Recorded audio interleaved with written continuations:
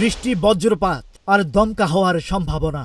আবহাওয়া অধিদপ্তর জানাচ্ছে, আজ সোমবার দেশের ৮টি জেলায় ঘন্টায় সর্বোচ্চ ৬০ কিলোমিটার বেগে ঝড়ো হাওয়া বয়ে যেতে পারে। সঙ্গে থাকতে পারে বজ্রসহ বৃষ্টি।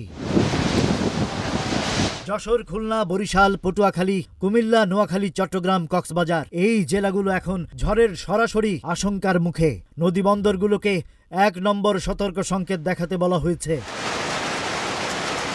এছাড়া আজ সন্ধ্যা ৬টা পর্যন্ত রাজশাহী, খুলনা, বরিশাল, চট্টগ্রাম বিভাগে প্রায় সব জায়গায় বৃষ্টি হতে পারে। রংপুর, ঢাকা, ময়মনসিংহ ও সিলেট বিভাগেও রয়েছে বৃষ্টির সম্ভাবনা।